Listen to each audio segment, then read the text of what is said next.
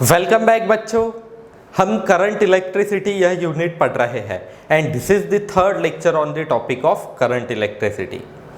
Last lecture में हमने आपको करंट के कुछ इंपॉर्टेंट पॉइंट समझाए थे, तो आज पहले मैं एक दो एक्स्ट्रा पॉइंट समझा देता हूँ एंड देन कुछ क्वेश्चन सॉल्व करेंगे।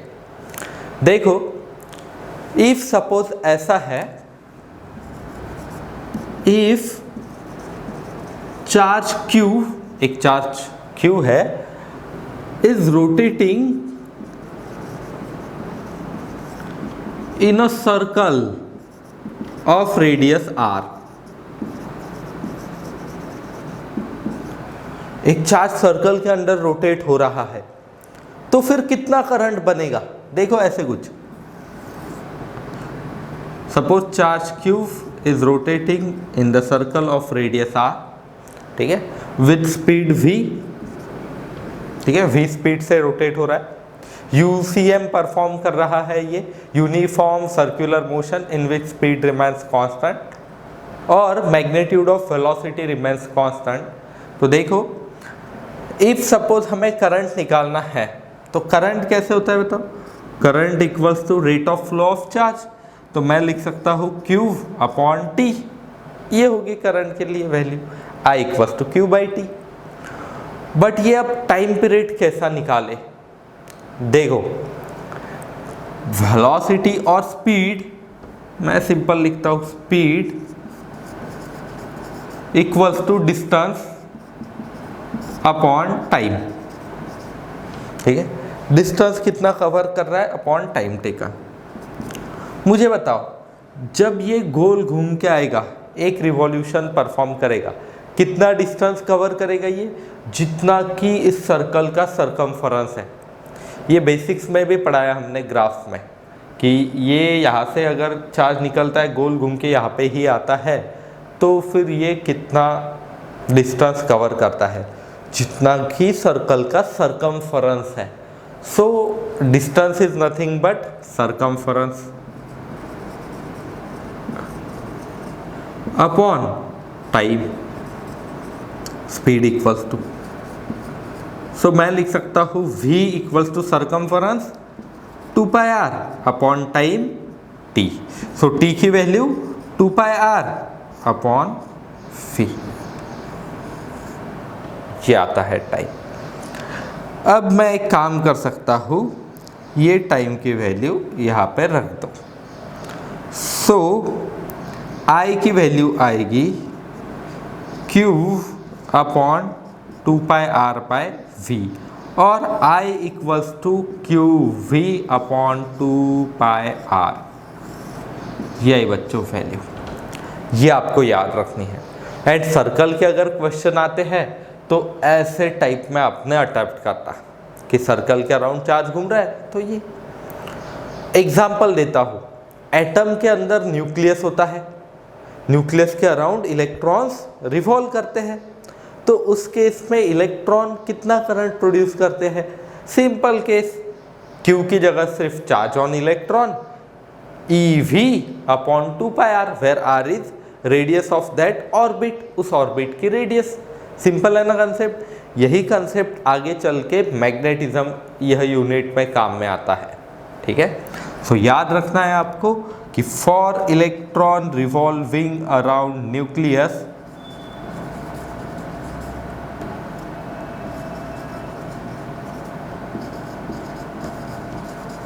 अगर इलेक्ट्रॉन न्यूक्लियस के अराउंड रिवॉल्व हो रहा है, so I equals to EV upon 2 pi r।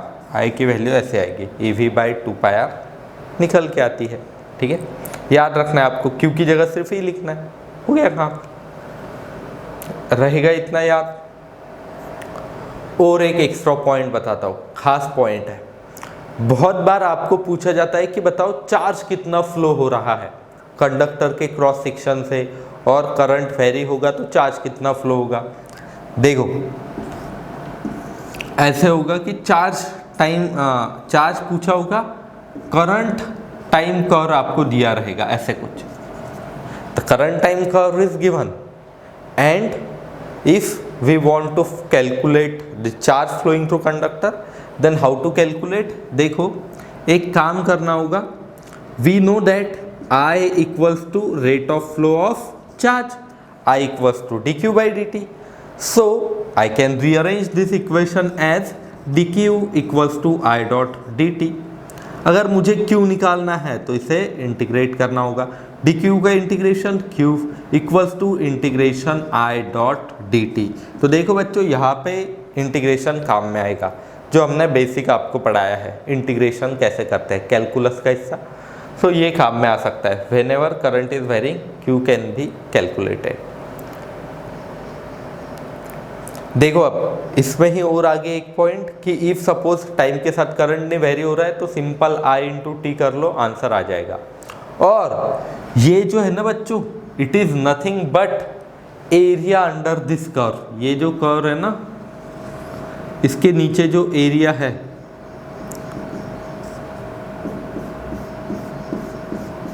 Area under curve he integration I dot D T होता है.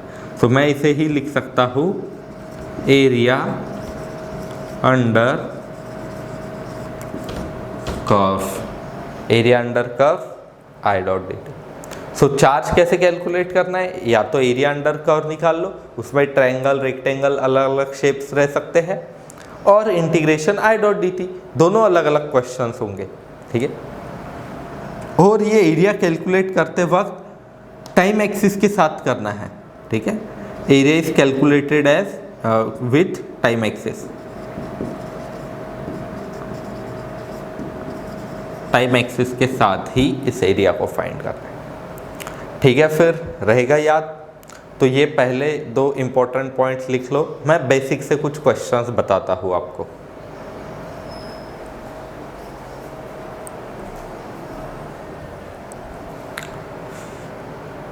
तो चलो बच्चों कुछ क्वेश्चन सॉल्व करते हैं. फर्स्ट क्वेश्चन लिखा है हमने, how many electrons pass through a bulb in 1 minute if current is 400 milli ampere.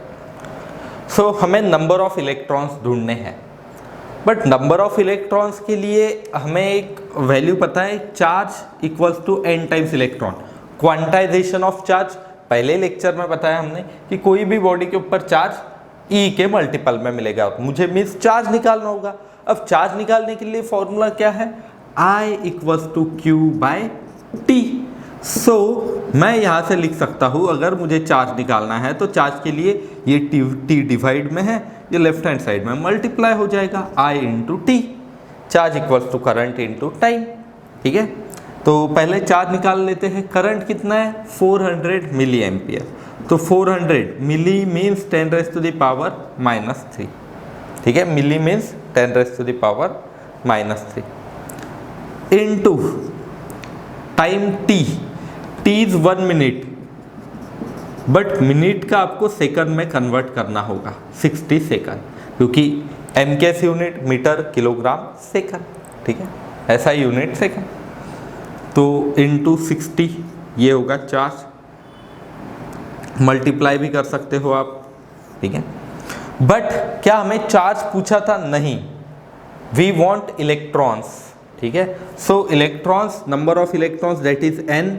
तो n number of electrons, how many means कितने इलेक्ट्रॉन्स, तो n इक्वल्स टू होगा Q by E, charge upon E. Charge की value 400 into 10 raise to the power -3 into 60 upon electron के ऊपर कितना charge होता है, मैंने आपको लर्न करने को कहा है ना, लिख के भी दिया है. E के ऊपर charge 1.6 into 10 raise to the power -19. Learn करके रखो, ये charge on electron is 1.6 into 10 raise to the power -19. तो अब कैलकुलेट कर लेते हैं. ये ऐसे होगा 4, मैं ऐसे भी लिख सकता हूँ, 4 इंटू 2 इंटू 3.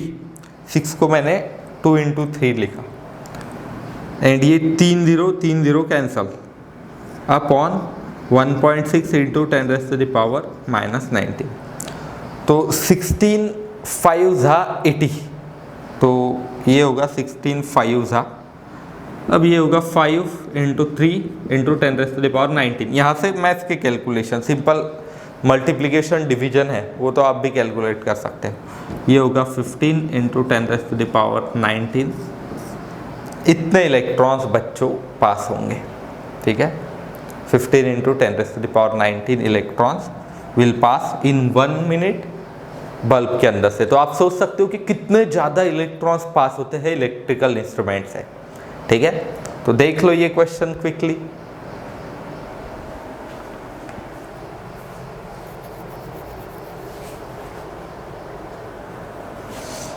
चलो फिर देख लिया, सेकंड क्वेश्चन करते हैं solve. If an electron revolve around a circle of radius π/2 with uniform speed 6 into 10⁵ metre per second, electric current find करना है। तो सिंपल है, देखो कैसे। अभी मैंने करंट के लिए आज आते से ही एक फॉर्मूला आपको बताया, सर्कल के लिए बताया ना, EV/2πr। मार्जिन के ऊपर लिख लो, इस फॉर्मूला को लर्न कर लो, ठीक है, याद होना चाहिए, क्योंकि मैंने पहले ही समझा अगर सर्कल वाला कोई भी क्वेश्चन आता है तो डायरेक्टली उस फॉर्मूले को यूज करना। सो I इक्वल्स टू EV/2πr, ठीक है। The formula was QV/2πr, but if I am considering one electron, so in case of electron the Q is replaced by E। Q को ही हम हटा देते हैं, Q की जगह E लिख लेते हैं, where E is charge on electron. चलो फिर सभी वैल्यूज पुट करते हैं। E की value 1.6 into 10⁻⁻19, velocity V 6 into 10⁵ metre per second है, no tension. 2 into pi into radius π/2 centimetre, that means 10⁻⁻2 metre. MKS unit में लेना है आप, ठीक है। अब देखो क्या होगा, 2 गेट कैंसल्ड, 16 6 96, तो 9.6 अपॉन π² इंटू 10⁻⁻19 इंटू 10⁵ इंटू 10⁻+2। +2 क्यों, नीचे -2 है, 10⁻, डिनोमिनेटर में माइनस था, न्यूमरेटर में प्लस हो जाएगा। अब आगे π² की वैल्यू नियर अबाउट 10 पकड़ते हैं हम, 9.8 समथिंग आती, तो आपने मार्जिन के ऊपर लिख लेना कि for MCQ solving π² is nearly equals to 10, ठीक है। पाई पता है ना आपको 3.14, उसका स्क्वायर हम नियरली 10 मानते हैं MCQ सॉल्व करने के लिए, जिससे आपको MCQ सॉल्व करते वक्त आसानी जाएगी। तो मैं ये जो भी आपको एक्स्ट्रा पॉइंट्स बताता हूँ, जैसे √2 की वैल्यू, √3 की वैल्यू, ये एक्स्ट्रा पॉइंट्स, π² की वैल्यू, तो आपका काम है कि मार्जिन के ऊपर इसे लिखना और फिजिक्स की किताब के फर्स्ट पेजेस पे इन्हें लिख लेना। 1-2 पेजेस पहले ही आपको छोड़ने हैं एंड ये लिखना। अगर नहीं है तो एक्स्ट्रा एक पेज बनाना एंड वहाँ पे आपने टाई कर लेना, चिपका देना एक पहला पेज, ठीक है, जिससे फिर आपको फिजिक्स पढ़ने में आसानी होगी। तो ये होगा 9.6 इंटू 10⁻⁻19 + 5 + 2, ठीक है, लॉ ऑफ इंडाइसेस। एंड ये अब डिनोमिनेटर में 10 है, तो यहाँ पे प्लस और एक 1 ले लेता हूँ, ठीक है, -1 ले लेता हूँ, क्योंकि एक घटेगा ना, डिवाइड कर रहे हैं ना हम एक से, तो -1। 20 + 7, ये कैलकुलेशंस ऐसे होंगे, 9.6 इंटू 10⁻⁻19 -20 + 7, तो 13 आ जाएगा ये। तो आंसर आएगा 9.6 इंटू 10⁻⁻13 एम्पियर, और 96 इंटू 10⁻⁻14 एम्पियर, ऐसे निकालना था पूरा। आपको इस पॉइंट को अच्छे से याद रखना है, करंट इक्वल्स टू EV/2πr आ जाएगा बच्चों। तो देख लो ये क्वेश्चन में और एक्स्ट्रा क्वेश्चन सॉल्व करके देता हूँ। चलो फिर बच्चों नेक्स्ट क्वेश्चन सॉल्व करते हैं। If in a discharge tube 6 into 10⁻18 electrons move to left. तो देखो मैं एक काम करता हूँ, एक डिस्चार्ज ट्यूब है, उसके अंदर पहले इलेक्ट्रॉन्स लिख लेता हूँ। इलेक्ट्रॉन्स कितने हैं, लेफ्ट की तरफ ट्रैवल कर रहे हैं। नंबर ऑफ इलेक्ट्रॉन्स है 6 इंटू 10⁻18, ये हुआ। साथ में ही दिया है 4 into 10 raised to the power 18 protons. So number of protons 4 into 10 raised to the power 18 are moving towards right. Pass a cross section every second. एक सेकंड के अंदर इतने चार्जेस मूव हो रहे हैं. Find magnitude of and direction of current. तो last lecture में मैंने आपको समझाया कि करंट इलेक्ट्रॉन्स की वजह से रह सकता है, इलेक्ट्रॉन्स प्लस प्रोटॉन्स है उनकी वजह से भी रह सकता है, इलेक्ट्रॉन्स एंड होल्स की वजह से भी रह सकता है. इस क्वेश्चन में current is due to protons plus electrons. अब देखो करंट की direction in the direction of positive और opposite to direction of negative होती है. सो प्रोटॉन की वजह से जो करंट होगा I ड्यू टू प्रोटॉन, तो पॉजिटिवली चार्ज है तो I ड्यू टू प्रोटॉन इस तरफ है, एंड इलेक्ट्रॉन्स लेफ्ट की तरफ ट्रैवल कर रहे हैं तो opposite to that of left right होगा. तो current due to electron right की तरफ ऐसे होगा. तो दोनों करंट कंट्रीब्यूट ही करेंगे. सो जो नेट करंट होगा I नेट, ये होगा इलेक्ट्रॉन का करंट प्लस प्रोटॉन का करंट. अब इलेक्ट्रॉन का करंट कैसे निकालेंगे? I इक्वल्स टू, देखो I इक्वल्स टू करंट के लिए फॉर्मूला क्या होता है? Charge upon time. But charge के लिए फॉर्मूला NE/T, क्योंकि number of charge particle into charge on electron और number of electrons into charge on electron. ठीक है, जितना चार्ज इलेक्ट्रॉन के ऊपर होता है उतना ही प्रोटॉन के ऊपर भी होता है. सो मैं लिख सकता हूँ IE means I through E equals to n of electrons into charge on electron upon T. यही I through I because of electron. Similarly I because of protons equals to number of protons, ठीक है, into charge on electron और proton. Charge on proton भी electron के जितना ही होता है, but protons are positively charged. ठीक है, तो ये सिर्फ प्लस होगा अपॉन टाइम T. ये वैल्यू तो मैंने लिख ली, बट मुझे तो पूरा नेट करंट निकालना है. सो नेट करंट के लिए ये I of electron, I of proton resubstitute करना है. I of electron NE into E upon T plus NP into E upon T. E/T common निकाल सकते हैं, NE plus NP into E upon T. ये होगा NE की value number of electrons. ठीक है, कितने इलेक्ट्रॉन्स दिए हैं? 6 into 10 raise to the power 18. तो मैं लिख लेता हूँ 6 into 10 raise to the power 18 into number of protons 4 into 10 raise to the power 18. तो ये होगा 4 into 10 raise to the power 18 into charge on electron. Charge on electron 1.6 into 10 raise to the power minus 19 upon time 1 second. Every second लिखा है ना यहाँ पे, every second means हर एक second के अंदर ऐसे हो रहा है, दैट्स वाई 1 लिख लिया हमने. चलो करो कैलकुलेट. अब 6 प्लस 4 ये होगा कुछ ऐसे 10 into 10 raise to the power 18 into 1.6 into 10 raise to the power minus 19. So minus 19 and ये कैंसिल हो जाएगा, आंसर आएगा 1.6 एम्पियर. ये आया answer.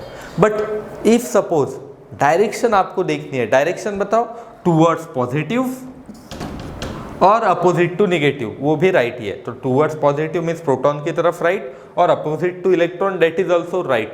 Means current is flowing towards right and its value is 1.6 ampere. So 1.6 ampere, 1.6 ampere towards right. Now this is the answer. This is the required answer. ठीक है, ये question भी आ जाएगा आपको.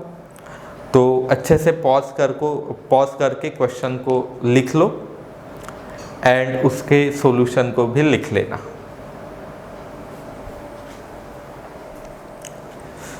देखो बच्चों, नेक्स्ट क्वेश्चन है the amount of charge passed in time t through a cross section is q equals to alpha t minus beta t square. हमें चार्ज की वैल्यू दी है, q की वैल्यू कितनी है? Alpha t minus beta t square, where alpha beta are constant. तो मुझे ये समझ में आ रहा है कि q डिपेंड्स ऑन टाइम. ठीक है, यहां से मैं क्या कह सकता हूं? q डिपेंड्स ऑन टाइम और q is a function of time. Means अगर टाइम चेंज हुआ तो चार्ज भी चेंज होगा और charge is varying. Depends on time और वेरिंग, ठीक है, ये हम कह सकते हैं। अब इसमें भी ये अल्फा एंड बीटा ये कांस्टेंट दिए है, ए अल्फा बीटा की जगह ए बी रह सकता है, सी डी रह सकता है, कांस्टेंट रह सकते हैं। पहला क्वेश्चन क्या है, find current in terms of time. मुझे करंट की वैल्यू टाइम के टर्म्स में निकालनी है। तो अब ये अगर टाइम के ऊपर डिपेंडेंट है, वेरिंग है, तो करंट जो है इंस्टेंटेनियस, आई के लिए फॉर्मूला क्या होता है, rate of flow of charge, I equals to d q by D T.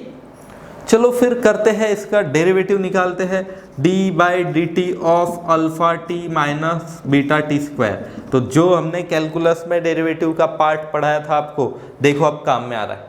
Means without that calculus आप पूरा अच्छे तरीके से नहीं पढ़ सकते हो। सिर्फ हाँ, वहाँ पे हमने a x minus b x square और ऐसे x की टर्म्स में देखा था। यहाँ पे विथ रिस्पेक्ट टू टाइम है, मैंने उस वक्त ही आपको समझाया था x की जगह सिर्फ आपको टाइम लिख के मिलता है, बाकी कुछ भी नहीं। चलो फिर सेपरेटली सॉल्व करते हैं इसे। ये होगा अल्फा, क्योंकि कांस्टेंट है तो मैं एक काम करता हूँ, पहले एडिशन का डेरिवेटिव का रूल लगा देता हूँ, D D T of alpha T minus addition subtraction का rule D D T of beta T square. So alpha constant है, बाहर निकालो, D T by D T minus beta बाहर निकालो, D by D T of T square, ये होगा, ठीक है। अब D T means D X by D X 1 होता है और D T by D T की वैल्यू भी 1, तो ये बाकी रहेगा alpha minus beta T square का derivative, X S to the power N का डेरिवेटिव याद करो, N X S to the power N minus 1, और x की जगह अगर मैं t लिखूँ तो d d x of t raise to the power n n t raise to the power N minus 1। तो चलो फिर टी स्क्वायर का देखते हैं। टी स्क्वायर का डेरिवेटिव होगा d D T of T square equals to d D t था यहाँ पे, n की जगह 2t raise to the power 2 minus 1 और 2t, ये बहुत बार निकाला है हमने, एक्स स्क्वायर का ट्वाइस एक्स, टी स्क्वायर का ट्वाइस टी, बट अभी मैं वापस आपको बता रहा हूँ, कुछ बच्चे लेट भी ज्वाइन कर रहे हैं, उनको भी समझ में आना चाहिए, दैट्स वाई ये ऐसा है। तो आपको वो वीडियोस पहले वाले भी और बार बार देखने हैं, जिससे आपको थोड़ी आइडिया है कि ये डेरिवेटिव्स क्यों इस्तेमाल कर रहे हैं। तो ये होगा बीटा इंटू ट्वाइस टी, यही करंट की वैल्यू हो गया बच्चों। First question solve. First find current in terms of T, ये करंट की वैल्यू टी के टर्म्स में।